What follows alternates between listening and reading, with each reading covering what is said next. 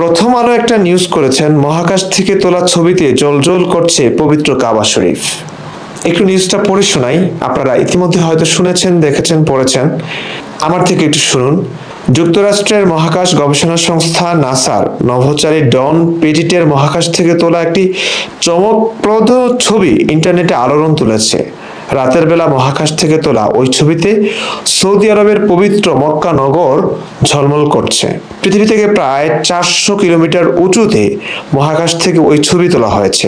ছবিতে ঝলমলে মক্কা নগরের বুকে একটি উজ্জ্বল সাদা রঙের আলোর গোলক দেখা যাচ্ছে। সেটি মক্কার বুকে অবস্থিত পবিত্র কাবা বলেই উল্লেখ করেছেন ডন প্যাটিট। ডন প্যাটিট তার এক্স অ্যাকাউন্টে ছবিটি পোস্ট করে 2 ডিসেম্বর। এতে তিনি লিখেছেন, মহাকাশের কক্ষপথ থেকে তোলা ছবিতে সৌদি আরবের মক্কা, মাঝখানের উজ্জ্বল ছোট্ট এলাকাটি কাবা শরীফ, ইসলাম ধর্মের সবচেয়ে পবিত্র স্থান, যা মহাকাশ থেকেও দৃশ্যমান। এখানে তিনি অলৌকিক বলে কিছুই আসলে প্রমাণ করতে চাননি, কিছুই বোঝাতে চাননি।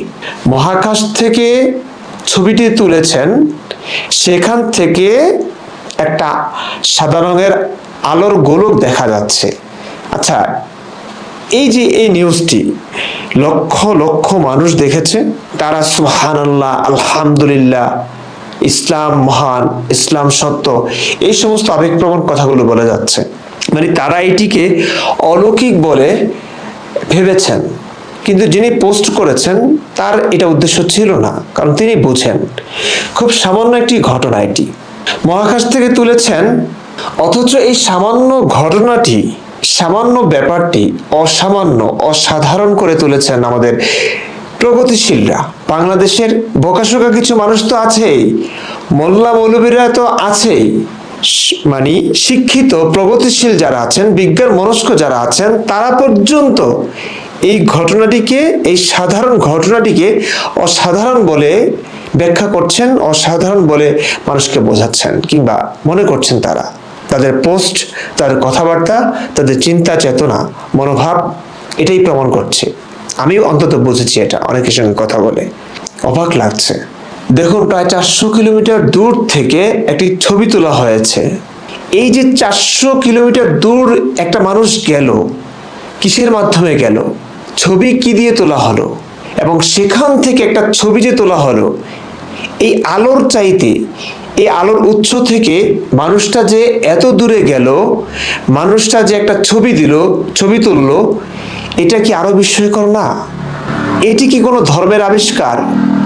এটি কি কোনো ধার্মিকের আবিষ্কার? না। দেখুন, আমি বলতে চাচ্ছি, এই ছবিটি কোনো অলৌকিক নয়, নৈসর্গিক নয়। এর চাইতে অনেক অনেক বেশি অলৌকিক, বিস্ময়কর হচ্ছে যিনি ছবিটি তুলেছেন মহাকাশ থেকে।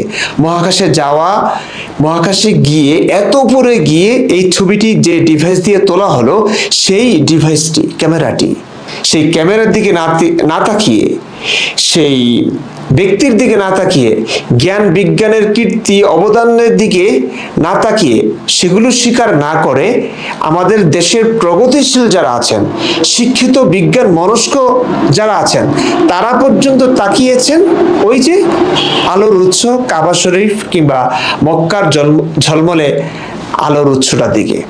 আচ্ছা, উপর থেকে কি মক্কা শরীফ দেখা গেছে? না, মক্কা শরীফ দেখা যায়নি। দেখা গেছে একটা আলোর উৎস। খুব স্বাভাবিক, খুব সাধারণ ঘটনা। কারণ কাবা শরীফে, মক্কা নগরী যতটা আলো ঝলমলে, এমন খুব কমই আছে। তো সেই ছবিটা তুলেছেন তিনি।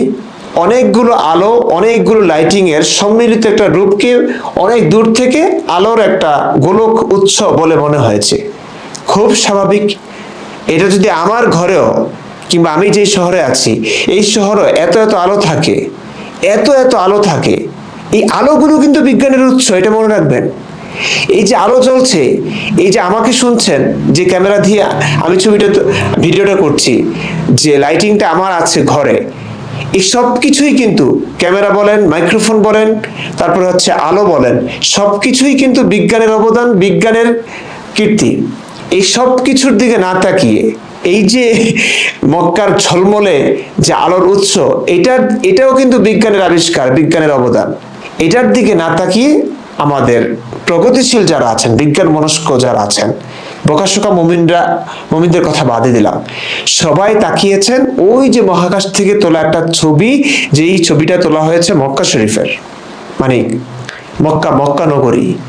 এতে নাকি এই ছবিটা ভাইরাল হলো কেন, এত কি বলবো হইচই কেন এটা নিয়ে? ওই যে মুমিনরা, তাদের আবেগ বেশি, তাদের বোকামো বেশি, তাদের জ্ঞানের পরিধি খুব কম, আবেগটা খুব বেশি। এই আবেগে এই ছবিটা নিয়ে হইচই হচ্ছে, এই ছবি ভাইরাল হয়েছে।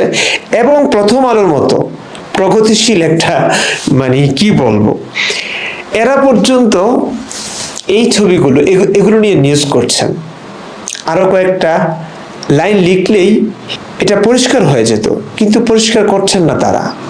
যেভাবে যে পন্থায় সরল বোকাশোকা মানুষের কাছে নিউজ প্রচার করে তারা ভাইরাল হতে পারবেন, সেটাই তারা করবেন, এটা স্বাভাবিক হয়তো। কিন্তু কষ্ট লাগে যে সাধারণ একটি ঘটনাকে অসাধারণ বানিয়ে যখন ধর্ম ব্যবসা করছে, বিশেষ করে সেই ধর্ম যেই ধর্মে মানুষ মারার বিধান আছে, যেই ধর্মের প্রমোশন হলে পুরো পৃথিবী ভুগবে, পুরো পৃথিবী তাদের বর্বরতার শিকার হবে, নির্মম সহিংসতার শিকার হবে, সেই ধর্মকে এসব বলে, এই মিথ্যাচার করে, এই মিথ্যা আবেগ দিয়ে প্রমোট করা হচ্ছে। এটা সত্যিকার অর্থে দুঃখজনক এবং ভালো হচ্ছে অবশ্য। যাদের মাথায় অন্তত ঘিলু আছে সামান্য পরিমাণ, তারা এইগুলো নিয়ে একটু ঘাটাঘাটি করলে বুঝবে আসলে ধর্ম প্রসারিত কিভাবে হয়েছে। এবং তাদের কাছে, আমার কাছে মনে হয় একটা সময় তারাও বুঝবে যে আসলে বিরাট সংখ্যক মানুষ একটা ধর্ম মানলেই, বিশ্বাস করলেই সেটা সত্য হয়ে যায় না। কারণ হচ্ছে এত বোকা, এত জ্ঞানহীন মানুষ, এরা ধর্ম মানলে তাতে কি একটা ধর্ম সত্য হয়ে যাবে?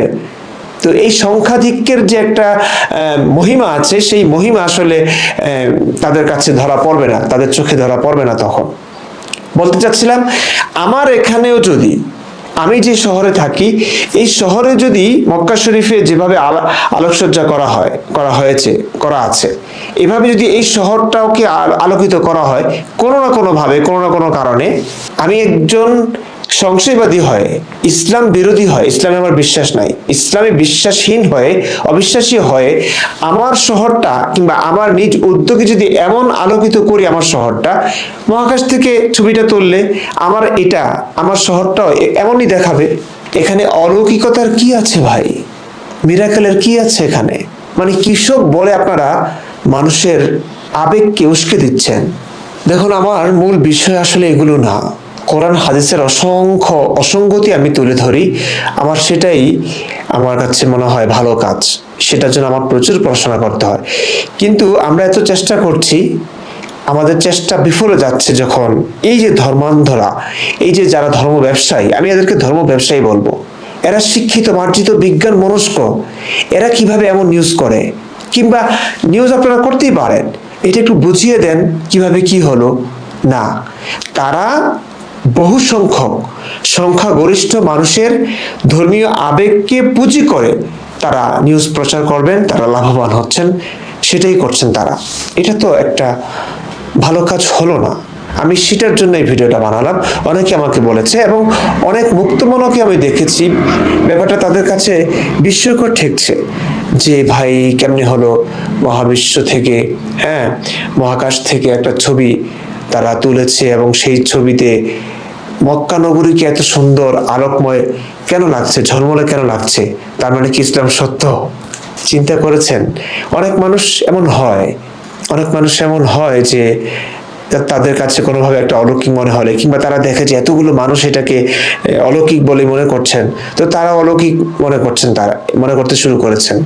তো তাদের জন্য এই ভিডিওটা করা, যে এগুলো খুব সাধারণ ঘটনা ভাই। এই ধর্মগুলো সৃষ্টি হয়েছে যে অনেকগুলো আপাত দৃষ্টিতে তাদের কাছে অলৌকিক বলে মনে হয়েছে, নৈসর্গিক বলে মনে হয়েছে, সেখানে তারা কারণ জানতো না, সেই কারণে তারা এই সমস্ত ক্রেডিট ওই যে সৃষ্টিকর্তা, কাল্পনিক এক সৃষ্টিকর্তার কাঁধে দিয়ে দিয়েছে যে না, একজন সৃষ্টিকর্তা আছেন, এটা তো কোনো মানুষের পক্ষে সম্ভব না, এটা একটু বিস্ময়কর লাগছে, অলৌকিক লাগছে, নৈসর্গিক লাগছে।